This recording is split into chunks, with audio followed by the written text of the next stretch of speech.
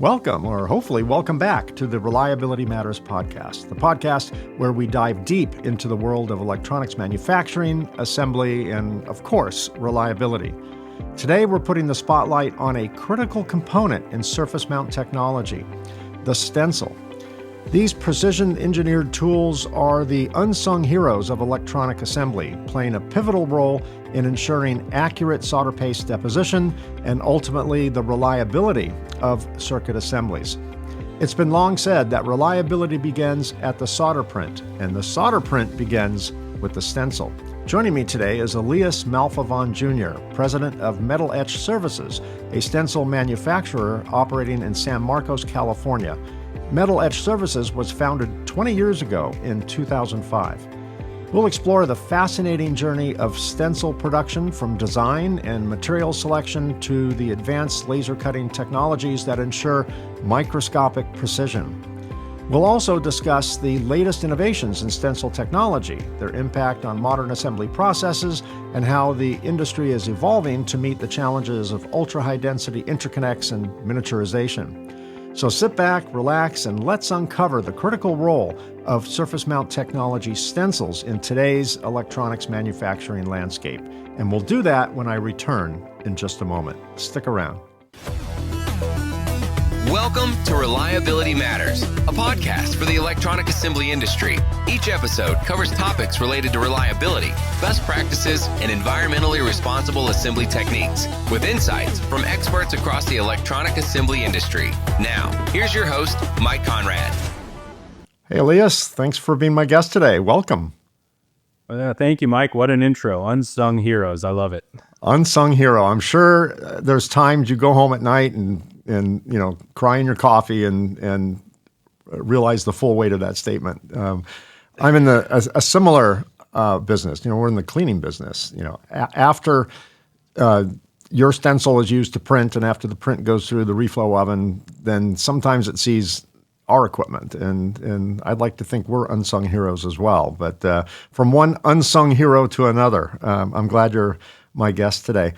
For my audience who's viewing this podcast on the Reliability Matters YouTube channel, you may recognize Elias. He is one of the three co-hosts of the ever fast rising popularity of the Decode podcast. He and his partners in crime, Daniel and Sean, host this podcast on the subject of the electronics manufacturing industry. And if you haven't had a chance to discover the Decode podcast, that's just D-code podcast.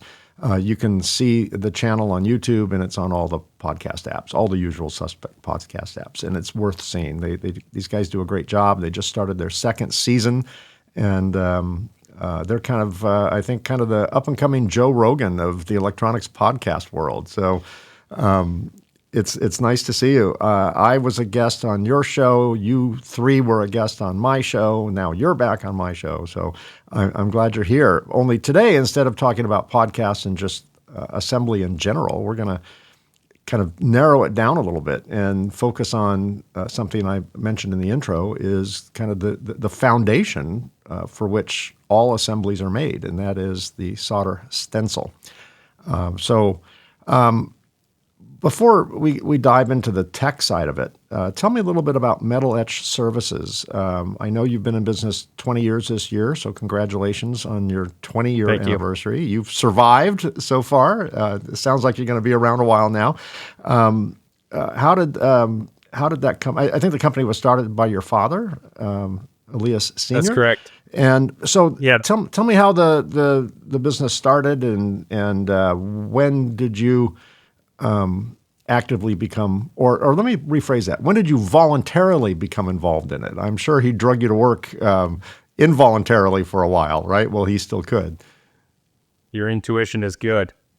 So Metal Etch Services was, like you said, founded by my father, Elias Sr. in 2005. And Elias Sr. has been involved in the manufacturing of stencils, and before stencils, silk screens, back when they were used for solder paste deposit, since the mid to late 80s. So he had quite a long career with another stencil manufacturing company that is no longer in existence.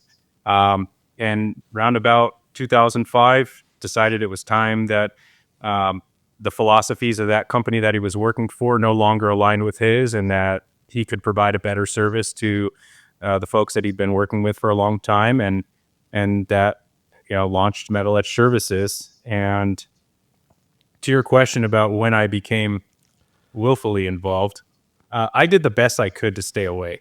I was doing something completely different. I thought I was happy with it, and I would come in and check out as things were getting set up, and a new piece of equipment was added and everything was being built out, and I'd kind of lend a hand here and there, but I had no interest in working there. And just somehow I kind of got dragged into it and started thinking, well, this is pretty cool. I enjoy it. What really fascinated me was seeing all the wide array of products that are built in our industry, and being able to walk around a grocery store or an electronics store or just a home and see the various different electronics devices that our products are used to create. It felt like it was worth more than what I was doing at the time. I feel the same. I feel the same way. When people ask, what do you guys do? It's like, okay, what do I tell them? So I usually give a very broad answer that I work in the electronic assembly industry, and they go, oh, what does that mean? I said, well, what's in your back pocket? Oh, my phone? Yeah, we make that. And we make anything that plugs in the wall or has a battery, basically. And sure. I don't know, I find that very cool that our industry builds all the tech and all the fun stuff in life and all the important stuff in life. That all comes from one industry, and that's our industry. And I find great comfort in that and pride in that. Absolutely. Like you said, it could be fun stuff, and it could also be very critical items as well. So I think that's the point that we need to pull our enthusiasm for this industry from is we matter. What we do and what we make matters. And you can't say that for every job. Yeah, that's very true. So your company, your father started the company. Really, he couldn't have started it much sooner because there was no need for stencils in our industry, unless you're printing T-shirts or something. There's not a lot of need for stencils before 1980 something, because stencils came along with surface mount, and surface mount came along largely in the mid to late 80s, and then roared into the 90s. So you guys were definitely pioneers in those days. Yeah, my dad's definitely one of the earliest involved in solder paste printing. And like I said, the technology back then was to use an emulsion screen, woven stainless steel mesh. I remember those days. Sure. And then from there, it evolved into the early methods of manufacturing stencils, and a lot has changed since then, but the basic concept is the same. We're pushing paste through holes. Right. Increasingly smaller holes. Oh boy. Yeah. That's welcome to your world, right? So for my 2 or 3 audience members who may not fully understand the electronic assembly industry, let's give the 30,000-foot view of the purpose of stencils, and what they do, and what the primary purpose of a stencil is, what it is and what it does. Sure. So we work in the surface mount technology industry, right? The vast majority of assemblies are comprised primarily of components mounted onto the surface of the board. Through-hole technology is still about and in use, but surface mount requires a medium to bond a component to the metal land on the PCB.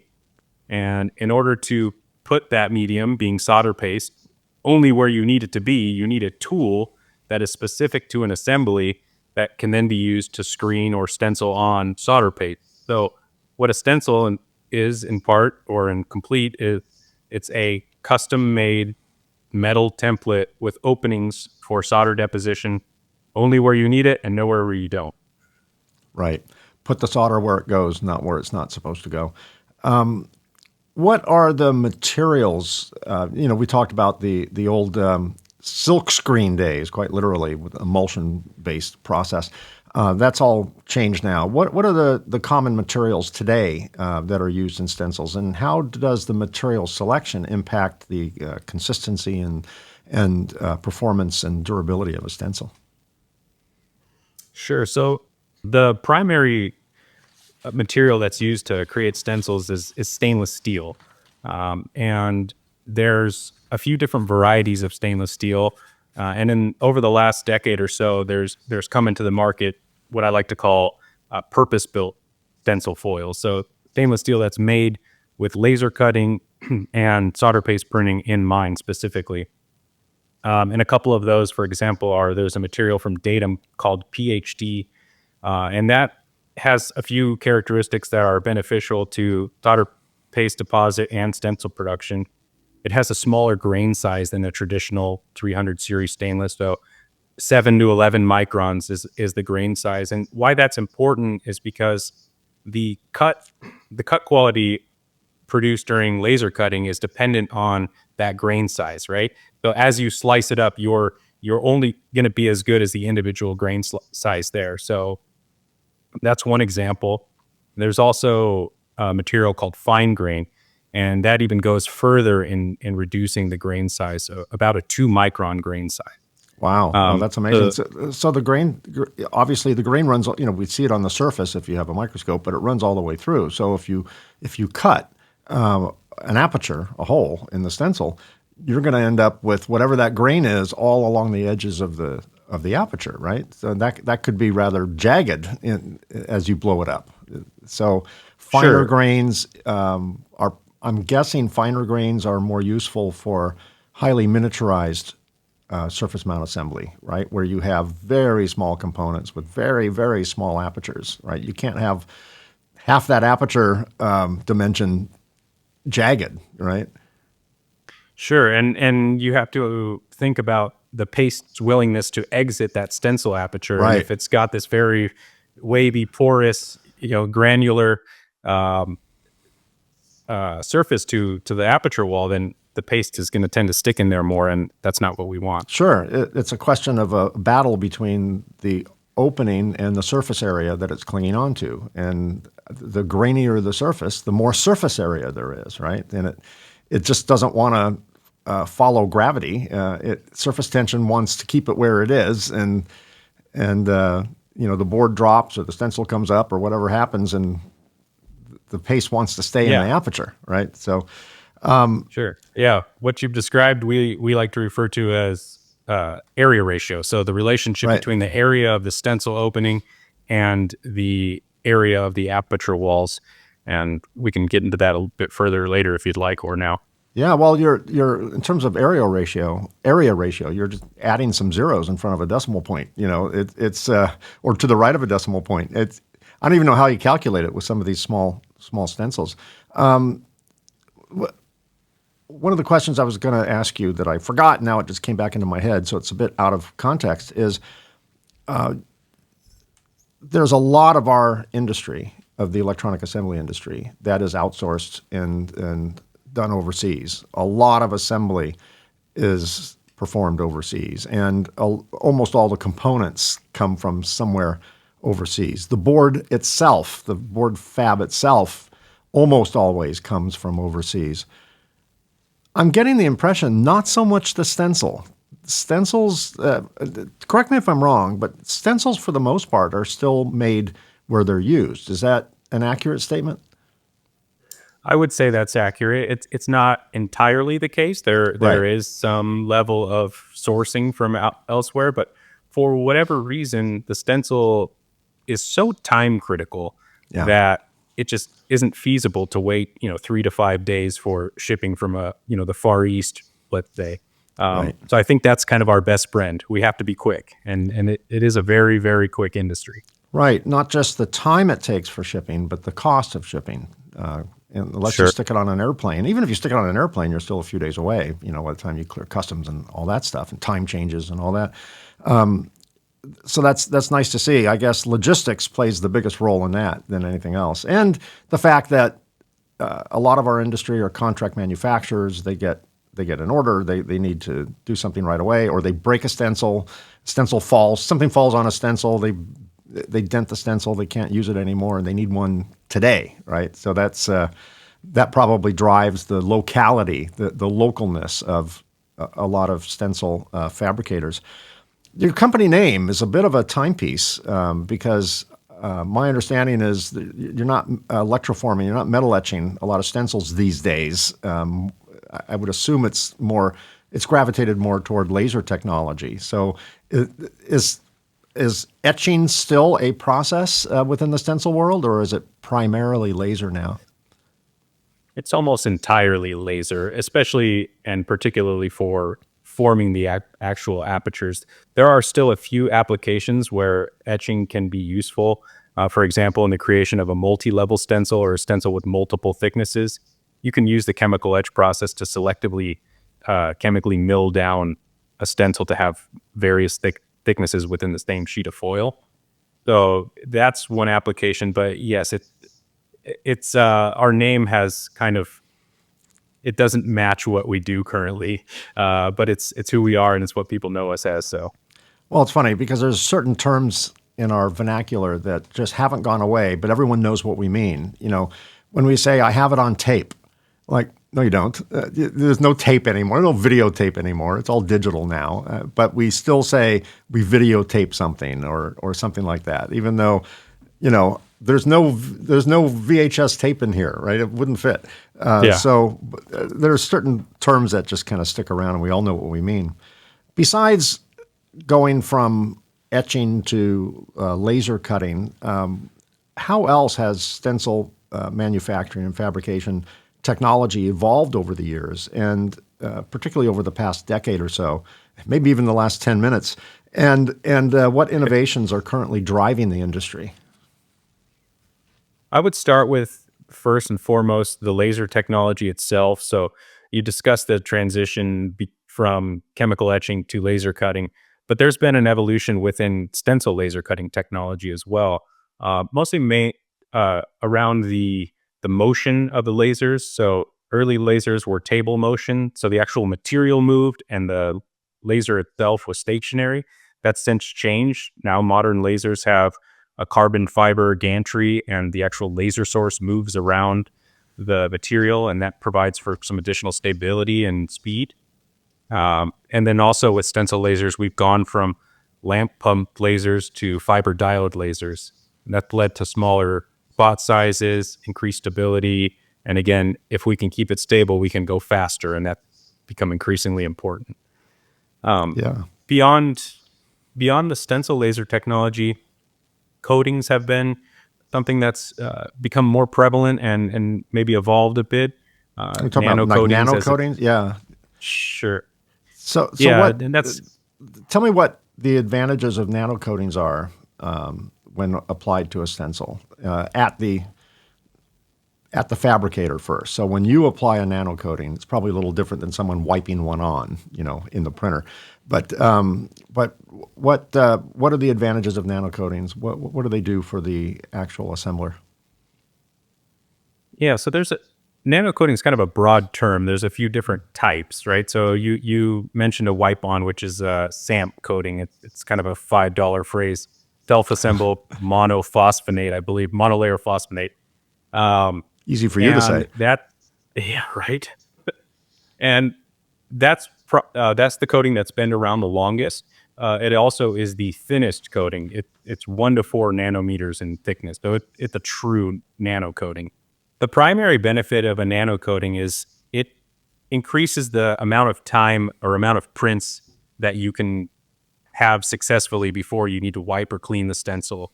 It also reduces the amount of variation in your prints, right? So a lot of people want to talk about transfer efficiency or coefficient of variance. The nano coating is going to keep you in a tighter coefficients of variance, so there's not as much deviance in prints. And the second kind of coating does that mean it releases better? Is it easier for the solder paste to fall out of the aperture? If things are coated, does the coating actually affect the inside of the aperture, or is it mostly other factors? That's a good question. So when we talk about transfer efficiency, we talk about what percentage of the paste that fills the aperture is then transferred onto the actual circuit board. So a high transfer efficiency is desirable. Generally, we want to be above 80%.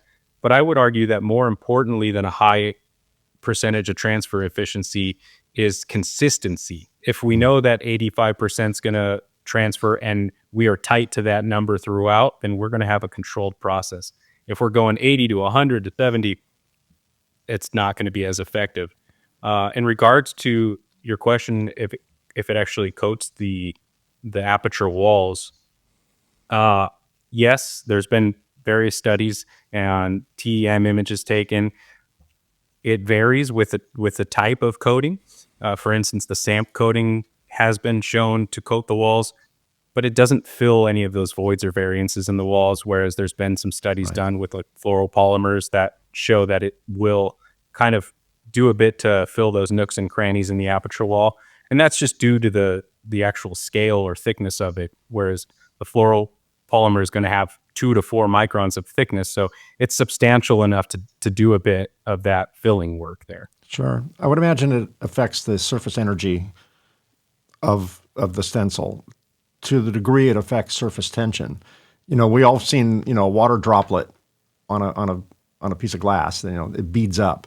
And then if you apply Rain-X to your windshield, that changes the surface energy and it lowers the surface tension and it sheaths out. So I would imagine there's perhaps a similar effect in terms of whatever forces like surface tension are there wanting to hold on to the solder paste are reduced to a certain extent, not by filling the rough edges, but just by coating the rough edges and modifying the surface, much like we would put Rain-X on something. It's probably a similar effect. Any changes over the years to the way the stainless is adhered to the mesh, which is then tied to the aluminum frame? Any changes there? Are stencils tauter now? Are they tighter now than they used to be? Or is the thickness of a stencil, has that changed? I would imagine that's changed a little bit too, as miniaturization comes in. What other types of things like that or others have changed in the last 10 years? Yeah, stencil thickness is something that's changed dramatically. Since my involvement in the industry, it's probably halved where it was in terms of what the standard thickness for a stencil was. When I started, it was a lot of 6 and 7 mil, and now it's kind of 3 and 4 mil. So it's definitely gotten thinner because as those components become smaller, the apertures are also smaller. And again, we talked about area ratio, and if we want to maintain an ideal area ratio with a small opening, then we need to go thinner. So that's definitely evolved. And then also these stencil foils that I mentioned earlier, they're stress relieved now. So they deal with the laser cutting process in a way that results in a lot less thermal distortion. Some of the older stencil foils, when I first began, you could cut a very dense pattern and it would start to oil can and distort, and that wasn't conducive to a good print. In the cutting process, in the laser cutting process, is there any technology that attempts to keep as much as the surface as it can cooler? Because obviously you're cutting through metal, that's a hot process. Heat and thin metal don't get along well. They don't play very well in the playground together. Usually the result is warpage, as you said. Is there such thing as cold lasers or something to that effect that reduce that thermal stress on the foil? I would say the primary feature of a modern laser that deals with that specific subject is the cutting pattern. So rather than just say, okay, I'm going to start here and just keep going here till I'm done and then move to the next spot, it sort of randomizes the cut so it doesn't stay in a certain area for too long. And that helps to allow that area to kind of cool down and not become overheated. It's like when you're putting the lug nuts back in your car, you're not supposed to go, clockwise or counterclockwise. You go cross pattern to, torque everything down at an even rate so that the wheel goes on perfect rather than at an angle. What are some of the key factors to consider when designing a stencil? So someone sends you a file. I'm guessing someone sends you a file and says, make this. And do you say, whoa, tell me what this is for. Tell me what kind of board this is going to be printed on. Tell me more about the process, certain components or whatever. Or do you just say, okay, print, go, and start cutting? How much of your input as a stencil fabricator, manufacturer, is put into the ultimate design that ends up being made? I wish it was easy as just here's the paste file and press. There's a lot of optimization that goes into stencil design prior to it actually ever hitting the laser. So we take the customer's Gerber file, which would be, and the raw paste file from there.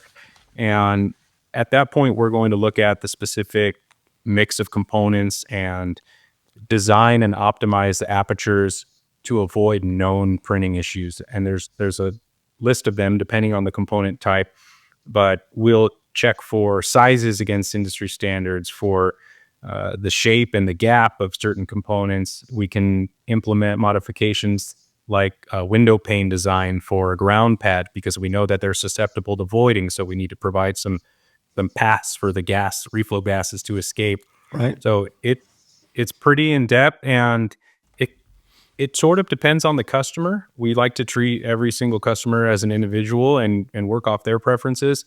There are some process engineers out there that have their stencil recipe just completely dialed. Here it is, make it this way every time. It's an old family recipe, right? Sure. And we'll do that. There's others that just say, give us your best practices and do it that way. And then I would say the third camp is the highly collaborative process engineer who wants to have a phone call and parse through the data together. They want to tell you about this component gave them a rough time on the last assembly, and this was the challenge. And those are the ones I like, actually. It's fun. And that's where a lot of the learning occurs, when there's that collaboration between where the actual stencil is being used and where it's being made. Because as much knowledge as I've gained in the years being involved in stencil manufacturing, I don't operate a screen printer. I don't operate a pick and place. Right. I don't operate a reflow oven. You put it in a box and ship it, and sure. And then you only hear reports after that. Yeah. So the opportunity to discuss specific challenges with process engineers and to get feedback on how a theory for an improvement actually worked out, and then that just gets added to the knowledge base, and it allows us to help the next person that much more. So how often do you get a call from maybe one of your customers that says, hey, Elias, I have an issue with voiding, or I have an issue with tombstoning, and you look at their stencil design and you go, oh yeah, I could have predicted that. It's right here. Why don't you do this or that? Does that happen? Are you solving printing problems as the fabricator of the stencil? Oh, absolutely. Yeah, there's a lot that can be done to not just affect printing problems, but also problems downstream in reflow as well. It's a holistic process, right? Everything has to be in proper working order. But if you can deliver a beautiful print and then it gets to the reflow oven and that defect occurs, you can prevent that defect at the screen printer with a stencil design. So you can't fix everything with the stencil, but you can sure address a lot of issues there. Sure. So for listeners or viewers that are having issues with voiding, just as a poster child problem, window painting, you described, helps relieve, gives some of the trap gases that would otherwise be, just causing trouble, pushing away solder from flowing. It gives it a place to go. Are there other tricks of the trade that can deal with voiding specifically? Yeah, another issue we see with voiding is when there's vias underneath the thermal, right? And we see that there's thieving from those vias. So during reflow, the paste starts escaping through there. So there's tricks that we can do when we do that same window pane design. We can avoid those vias, so we're not putting paste directly into them. And that's a way to do it as well. There's some other tricks like for four-sided components or quads, where you can actually print a bit more paste towards the outer portion of the component so that during reflow, that tends to lift the package up a little bit and provide a vehicle for some of those reflow gases to escape. That's one Chris Shea gave me. Yeah, she's the wizard on that. Well, I've heard the term stencil thrown around from time to time. What what does that address? And describe for my audience benefit and mine what exactly a step stencil is. Sure. So in its simplest form, a step stencil is a stencil that has two or more thicknesses on it. So you have a base thickness and then either steps up to a thicker thickness or steps down. And why would you use that? We've talked about the increase in miniaturization, and packages are getting smaller and we need to use thinner foil. But guess what? All those components from yesteryear are still around and they Right. still find their way into assemblies. Right. So now we're trying to serve two bosses, right? We've got the very fine features that require a very thin foil, and then we've got paste hungry devices that are going to need, more significant amounts of foil. So what we can do is create a stencil that prints at both thicknesses, and that can be done about three different ways. The first technique, and the oldest, is to use chemical etching to mill down the foil. Right. You And can then mill it down. You can't mill it up. you can't mill it up, so you got to start at the thickest value, Yeah. and then Yeah. you can go down from there. Mm-hmm. So the other technique is precision milling or micro profile. So again, at the subtractive process, you start with the thickest value, and then using a precision end mill, you mill down selectively to your other thicknesses. And yet the third option is laser welding. So you start with a base material, and then you can selectively cut out islands and weld in different thicknesses. So they all have their advantages and disadvantages, but in general, multi-level stencils or step stencils are a really valuable tool, and not one that everybody's utilizing. And I suspect they're going to become increasingly popular in utilization. Yeah, particularly as miniaturization continues its relentless path forward, and legacy components continue hanging around on the shelf, available for use. You're right. I mean, you just can't have. The only way to have your cake and eat it too is to either print it twice. Who wants to do that? Or and I don't know how you do that. Or have a step stencil. What's the importance of aperture design and its influence on solder paste deposition and printing accuracy? So aperture design is going to have a direct result or a direct effect on the print quality for a few different reasons. I like to mention that the number one cause of poor print quality or print defects, and again, I'll quote Chris Shea on this, is bad gasketing.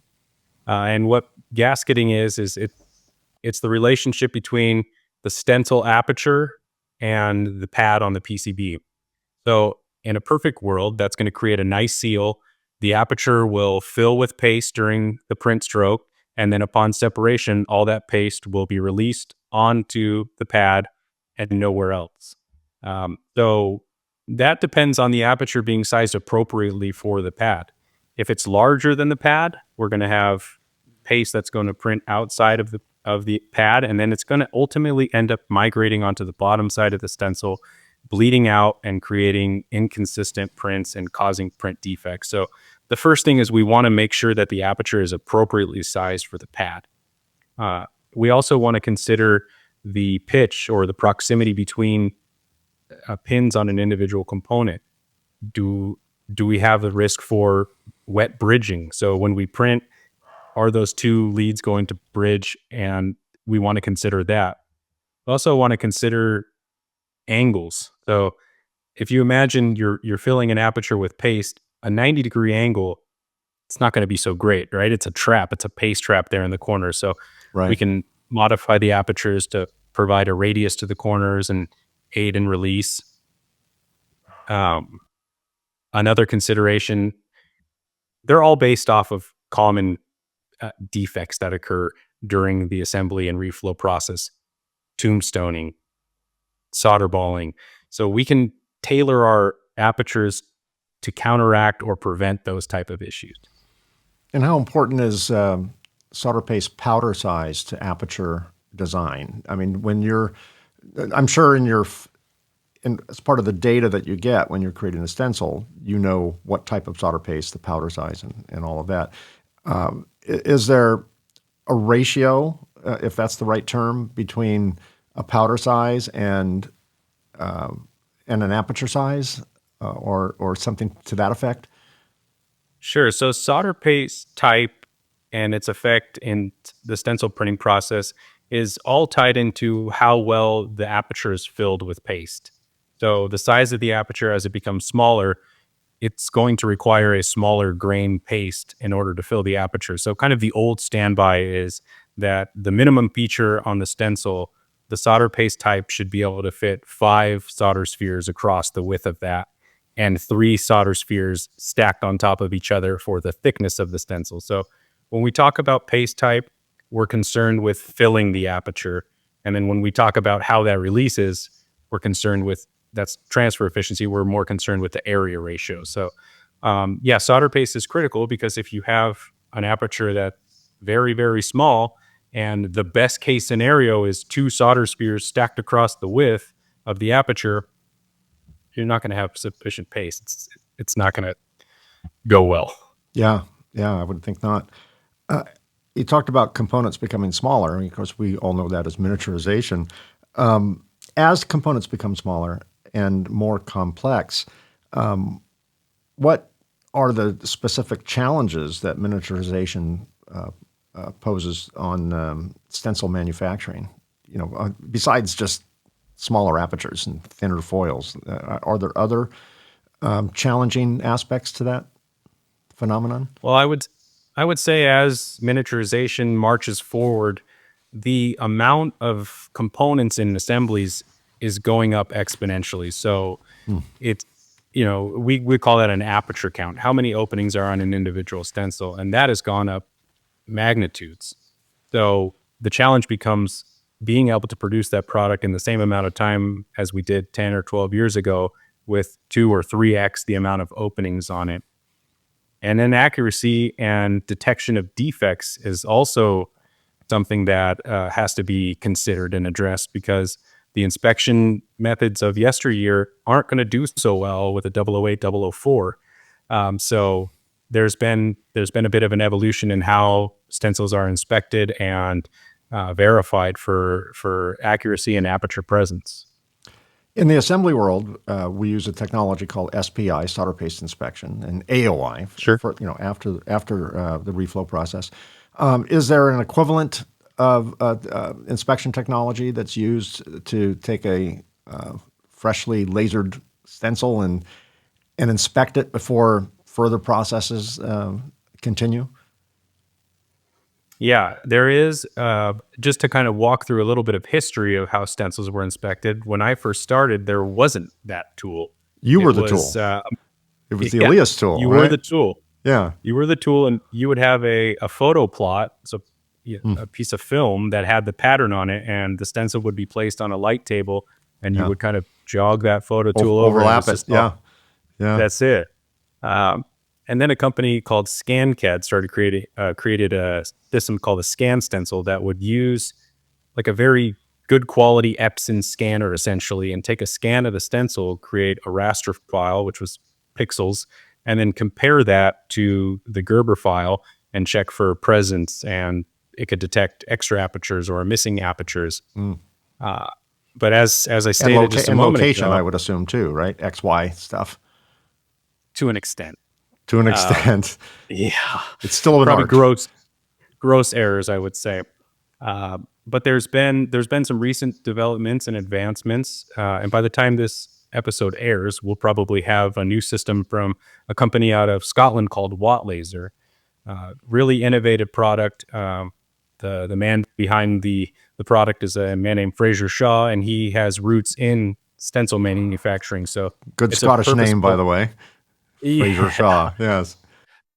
And it's a great system that's made by somebody who truly understands stencil manufacturing. And this is a bit more of an AOI type experience. So it's using a vision system to go and take images of the stencil and then compare.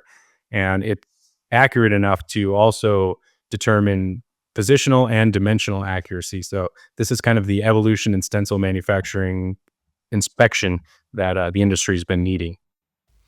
Yeah, excellent. Let's switch gears here. And once you ship the stencil to your customer, how critical is stencil cleaning in both in on the printer and after the printer in maintaining the print quality and therefore the life of the stencil? Extremely critical. You can make a good stencil print poorly without a good cleaning regimen. And you mentioned both on and off the printer. So on the printer, stencil could start out printing beautifully, and then somewhere down the line, all of a sudden the SPI is kicking stuff out like crazy, and it's not working so well. And that all has to do with cleaning technique and cleaning frequency. And using SPI to inform your decision on cleaning frequency is really a best practice. And also in conjunction with that, using the proper solvents and or wipes to clean the stencil. You don't want to be using a dry wipe, and you want to be using a quality wet wipe with a solvent that is quick drying so that the stencil is not left wet on the next pass. And then after use, go ahead.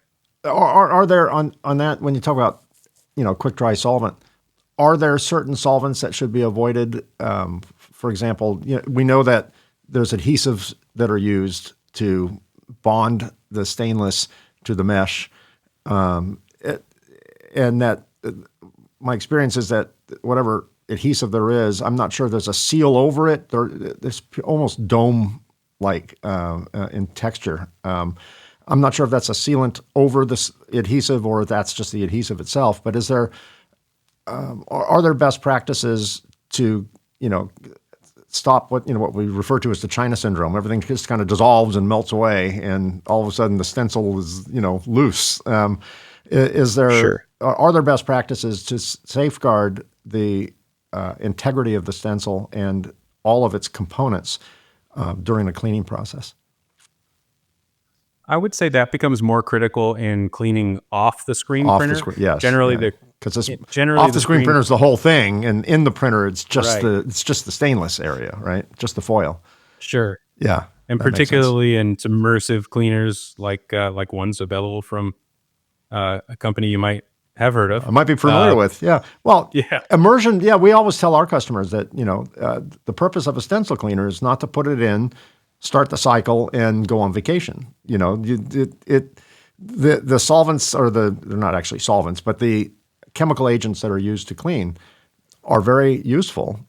But if left unchecked, they could be very damaging. So, it's a question of put it in long enough to clean it, take it out, dry it off, rinse it off. And if you do that, no problem. If you just put it in there on a Friday and come back on Monday, you may have more than one component.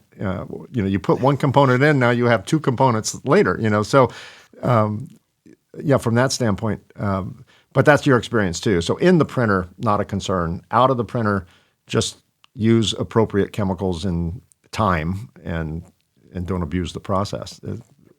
Am I paraphrasing that correctly in your words?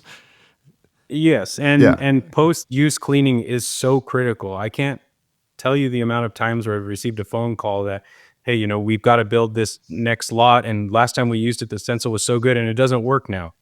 The stencil's not working anymore. It went bad. The hole's filled back in.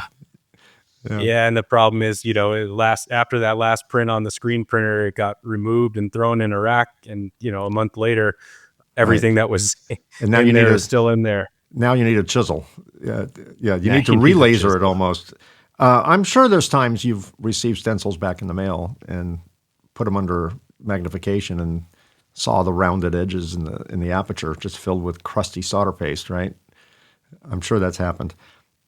How closely do you collaborate with customers during stencil design? We did talk about that a little bit, but is that pretty much all the time? I know you said you have some customers that have their own secret family recipe, and you just hit print.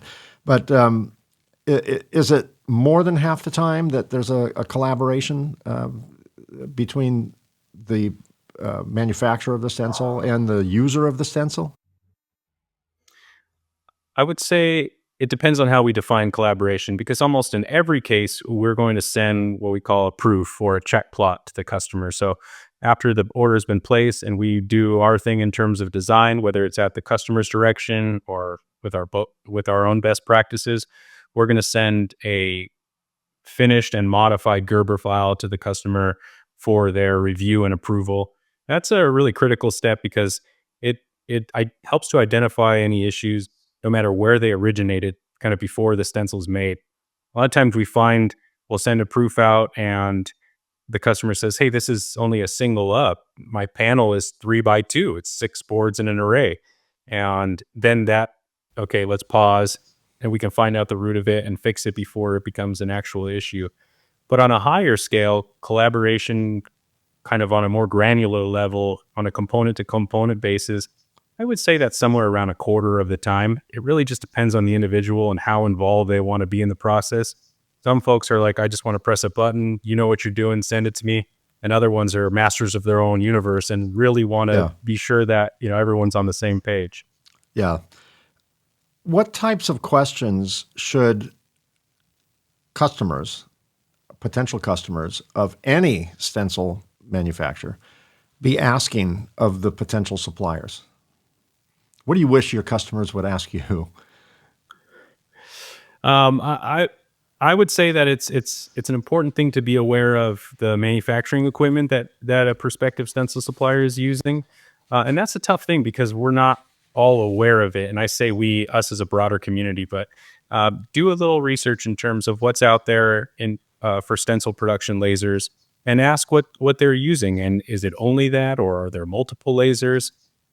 Ask about the material that they're using and the availability of material. Do they have a wide range of thicknesses available? Nowadays, there's foils available in partial mil increments. So it used to be, well, you're either going to take 4 or you're going to take 5, but now there's 4.3, 4.7. So I guess selection is something that I would pay attention to. Ask about the quality checks that they do. Are they doing aperture verification? Is there a method that guarantees that all apertures that should be on the stencil are there, or is it just off the machine and into the package? And ask if there's somebody that you can speak with and voice concerns about a particular design, or get some feedback on ways that you can solve printing challenges that you've been experiencing. Yeah, that makes sense. What are the most, well, before I ask you that, there's a lot of particularly larger companies that have sustainability initiatives within the company. Does that get passed on to you? And if so, are there any sustainable practices in stencil manufacturing, such as recycling or reducing waste or any other things that I can't think of, that have made their way into your industry? Well, I would say the biggest thing that's improved sustainability is the departure from using chemical techniques to form the apertures. The laser cutting process is a relatively clean one, and the byproducts of it are stainless steel chips, which can then be recycled. Also, we tend to reutilize frames where possible, and if not, it's good quality aluminum that can be recycled, and there isn't much in terms of waste from a stencil standpoint. Do customers send you in frames to repurpose for their next stencil? It depends. There's all different variety. I've been to facilities where there's a Connex box in the back with every stencil that they've ever ordered, just in case they order it again. And then there's the folks that like to. Yeah, it's like a Library of Congress. Yeah, it's crazy. Yeah. There's a Dewey Decimal System to determine where each stencil is. A librarian with thick rim glasses, telling them where they are. What are the most common mistakes made in stencil design? What do you see like on a regular basis that just won't go away? I would say the most common mistakes I see are using the wrong foil thickness. There's some folks that prefer, like, this is my standard thickness and I'm going to dictate that you use it on every stencil. And when we start ignoring what's actually present in an individual assembly and not treating it on an assembly to assembly basis, that's when things can go really wrong. So I would say over standardization in general is the biggest mistake I see in ordering a stencil. Interesting. What advice can you give to assemblers to maximize print yields? And I'll throw an example your way. You posted recently on LinkedIn, you made a statement that from a stencil standpoint, we know hassle finish boards are not conducive to establishing proper gasketing. And I think one of your partners in crime, I think Sean Kincaid, is a hassle. He loves his hassle. He loves the hassle. Yeah, he's a hassle fan. Can you expand on that comment and provide other examples of ways to maximize yields? Sure. So we touched a bit earlier on gasketing, and if you imagine the surface of a hassle finish, it looks akin to the crater of a moon. So it's not the best surface to gasket onto. But that being said, it becomes even more critical to be sure that the aperture size falls within that pad and doesn't exceed it. Other methods to maximize yields, I would say, just consider all factors on an assembly to assembly basis. Consider the component mix, consider the paste type, consider the surface finish of the board, any previous experiences you have with that same type of component mix. Use the tools that you have appropriately and to inform your process. SPI is really prevalent now, but I fear that it's underutilized in a lot of locations. I have a good friend that's involved in the process of SPI and training, and a lot of these SPIs are just kind of set up as an expensive conveyor, right? And let's get passes. So use the metrics that your SPI provides you to inform your decisions and future designs. Collaborate with your stencil supplier. Let them know what you're seeing. If you just keep dealing with the same challenge over and over again, you might as well just go, bang your head into the wall. But if you complete that feedback loop to your supplier, then there's adjustments that can be made and captured for future use so that those problems are alleviated. And the last thing I would say is seek help from equipment manufacturers. Your screen printer manufacturer can come and really lend a hand in optimizing your parameters. Again, all across and up and down your assembly line, these manufacturers are specialists and willing to help. And above and beyond that, consult with the community or any of the brilliant minds that are available, on a consultant basis. There's really some people that can shorten your learning curve significantly if you just, ask. Yeah. And finally, Elias, get out your crystal ball. What do you see as the next big trends in stencil manufacturing, and how is the industry preparing for them? I think that it's all going to be based off miniaturization. We used to say that we can cut an aperture smaller than you can print. That is being challenged at this point. So it's almost like Moore's law. It's like, how long is that going to stay true, right? There's a 006, 003 coming out now. It's unfathomable how that can be placed or printed, but that's where it's headed. Yeah, I mean, our eyes can't see it. You need magnification just to know where they are. Yes. So I believe that that miniaturization is going to continue to prevail, and it's going to push the envelope of what we're capable of doing. And we need to answer that call with advanced materials. Foil technology is going to continue to trend thinner, and that's where I see it going, just smaller and smaller.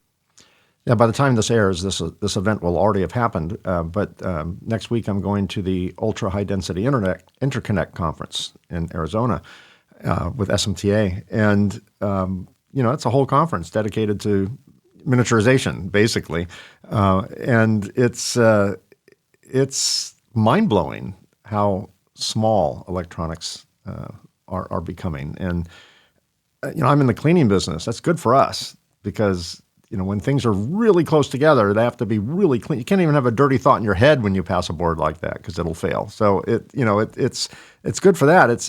It's challenging for companies like yours and for assemblers because our industry works in a very peculiar way. Maybe other industries do this too, but my experience in the 40 years I've been in this industry is we're so siloed that the component manufacturers don't really have much to do with the board fabricators. They don't have much to do with the stencil fabricators, with the whole assembly process. We're very siloed. We're all in villages along the same river, but we don't talk to each other. And all of a sudden, in a little boat, here comes sailing down the river, the next component. And, I remember when BGAs first came out, we got this BGA and we have, 200 plus connectors at the bottom you can't see. It's like, what are you supposed to do with this? First of all, we had just gotten rid of through hole, or not gotten rid of, but we just kind of transferred from through hole to surface mount. But at least we could see where the surface mounted to the board, or the surface of the component mounted to the board. Now we can't even see that.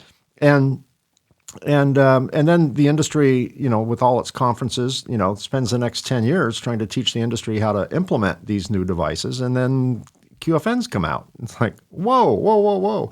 How are we supposed to mount this? Well, you guys figure it out. We're just giving you the package. You guys figure out how to do it. And miniaturization is really pushing that envelope a lot. It's, like you talked about the latest component coming out that's smaller than the current smallest component. It's like at some point, we need to grab some of these designers and drag them into an assembly factory and drag them into a J-bill or something and say, you tell us how we're supposed to even see this, and pick it up with a little vacuum chuck and place it on a board with accuracy and polarity, and inspect it and reflow it and cut a hole in a piece of metal small enough, and thin enough for all the aspect ratios to be right. I completely agree with you. In the assembly world, we're always at an initiative deficit. Here it is, deal with it. It's like, okay, we'll figure it out. And we do. And then they come up with something else, and then we do. But I don't know how long we do for, And clearly that's a pessimistic view on my part. But it's just getting more challenging and more challenging. And it's, obviously we'll figure it out. We're a smart people. We always do. We always have. So the thinking is we always have, therefore we always will. We'll see. We'll see what happens. But Elias Malfavon, thank you so much for being my guest today. Thanks for educating me on the latest in stencil technology and, of course, my audience. I really appreciate the time you've given and the advice and the knowledge that you've shared. I really appreciate it. Thank you, Mike. I appreciate the opportunity, and you touched base on the podcast in the beginning. I appreciate that plug and all the support that you've given me and the other two heads of this three-headed monster along the way. So thank you. Well, my pleasure. I enjoy watching you guys thrive. And for my audience who would like to get information on Elias's company, Metal Etch Services, even though they're not doing a lot of etching these days, the company still makes stencils. So I'll have the company information in the show notes. If you're watching this on YouTube, just look down here somewhere, click Show More, and it'll have a link to Metal Etch Services. And if you're listening to this on your favorite podcast app, when it's safe to do so, look at your podcast app, look at the show notes, and that information will be there as well as Elias's contact information. And if I don't see you before, Elias, I will see you in Anaheim at the IPC Apex Expo. Is that an accurate statement? You will see me there, and you will see the other two Yahoos from the Decode podcast, and all three Yahoos in one place. That's great. Yes, I'll look forward to catching up with you then. Thanks again, Elias, and continued success in your business. Thanks so much, Mike. Well, that's another episode. Thanks for listening to or watching the Reliability Matters podcast. Don't miss an episode. Subscribe to Reliability Matters on your favorite podcast app. If you're watching this podcast on the Reliability Matters YouTube channel, be sure to like and subscribe to the podcast to be notified when new episodes are released. We release new episodes on the second and fourth Tuesday of every month. And a very special thanks to the Printed Circuit Engineering Association's PCB Chat at pcbchat.com and Ascendo Reliability at reliability.fm for syndicating the show. Thanks also for your questions and episode suggestions. Please keep them coming. I love to hear from you. Send comments or episode suggestions to Mike at mikeconrad.com, and that's Conrad spelled with a K. To learn more about the podcast, please visit our website at reliabilitymatterspodcast.com. Once again, thanks for listening or watching. Until next time, keep learning, keep doing it right, and remember, reliability matters. I'll see you again in 2 weeks. Thanks for listening to the Reliability Matters podcast. Join us on the second and fourth Tuesday of each month for new episodes of Reliability Matters.